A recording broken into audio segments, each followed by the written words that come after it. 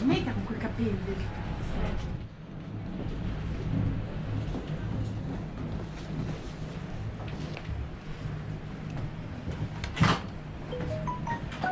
If I could just come right inside just so we can get everyone inside. Thank you. Where's Sherlock sitting here in his armchair with his back to the window, meaning that during the day his face would be covered in shadow, making it much more difficult to read him. His client would sit across the room in this armchair, with the daylight streaming onto their face, making it much easier to read them and giving Sherlock the upper hand in the conversation. Now, of course, for every great study, you need a great desk. And here you can see we've got a couple of them. But the first one I'll show you is Sherlock's desk in the corner, which you can see today is filled with his chemistry set. The sort of experiments that take place here is more today what we would know as forensic science. He was doing experiments in things such as fingerprint analysis, and some of the techniques in which he was a pioneer wouldn't be taken on officially by the police for a further 2 years. Now back across the room, we have his dearest friend, Dr. John Watson's desk. Now of course, Dr. John Watson had been an army medic, and here you can see a variety of the liquid medicines he would have used, and open on the chair you can see his medical bag. Now, up on the top here, we have an electric pain relief kit. And on the desk, we have an issue of the Times newspaper, dated 1881.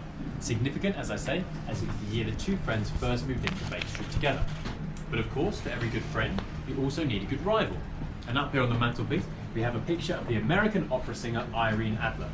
Now she's famous for being one of the few, and indeed the only woman ever to outsmart Sherlock. She therefore simply became known as a woman. Now Sherlock himself is a keen musician, and down next to his desk you can see his trusty violin, which he would often play when he was struggling with a particularly difficult case.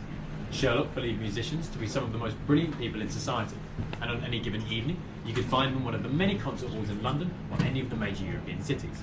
And the final thing I'll show you today is just on the back wall you'll see shot in the letters VR.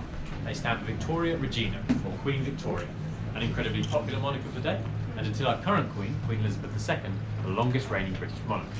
Sherlock said this was his way of showing his appreciation to her, although his landlady, Mrs. Hudson, the next door in the bedroom will continue, and afterwards feel free to come back in and take more photos. Thank you.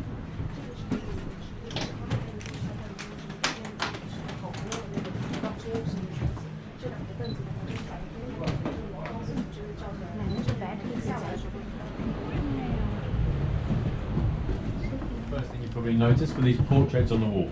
Now you may very well think they're friends and family of Sherlock, but they're in fact genuine serial killers and criminals of the time. And while we might find that slightly strange to have on our bedroom wall, in the Victorian era they were considered by many to be celebrities.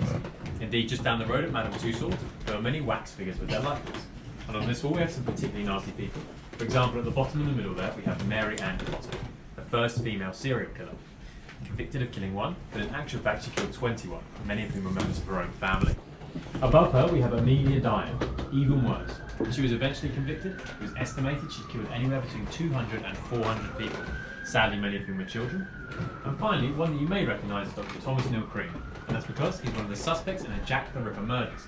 Indeed, when the noose was placed around his neck, at the wrong code. That's because this was the image that was sent around the world with Jack the Ripper above it. So with these people, of course, Sherlock wanted to get as close to them as possible, but that became harder and harder as his fame grew, and so he had to find ways to disguise himself. And on the dressing table here, you'll see some of the stage makeup he would have used.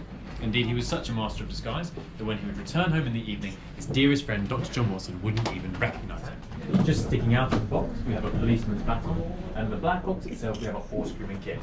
But the final thing I'll show you, and something you'll definitely recognise, is the glass box on the bed, or as it's commonly known today, the Sherlock Holmes hat. And while it's probably what we associate Sherlock with most, you might be surprised to know it wasn't actually mentioned in any of the original books. It was made famous to build his own castle in America, which just shows how popular Sherlock was, and continues to be with actors like Benedict Cumberbatch still playing him today. Thank you very much, ladies and gentlemen, and Mrs. Hudson's bedroom. And on the top floor, you have a wax museum with some of the famous characters from the books. Thank you very much, and enjoy your time at the museum.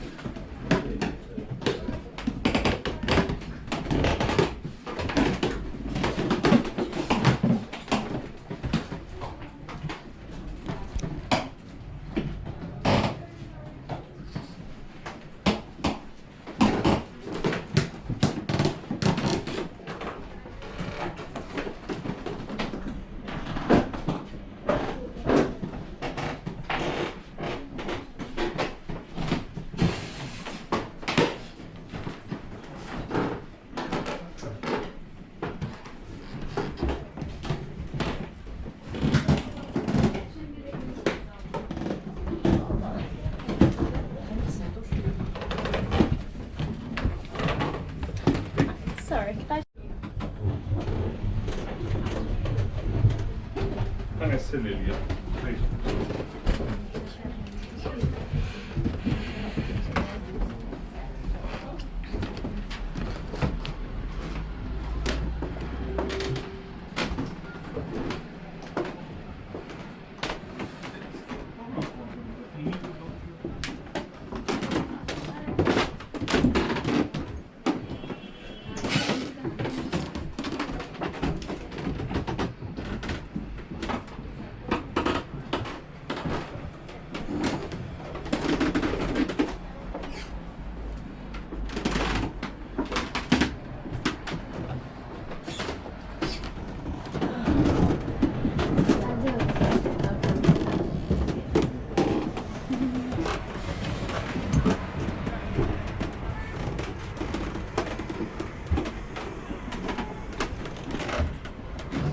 There's some luggage upstairs as well, but it's just that.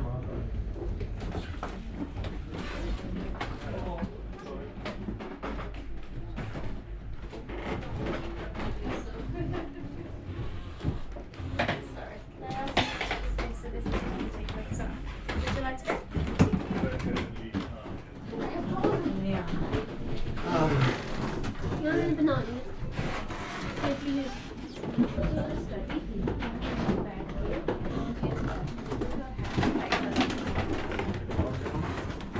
Bir ağır var.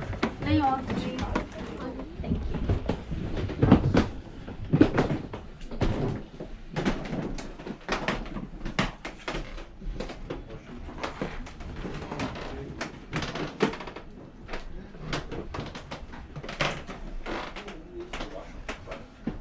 Not for use, but it was his.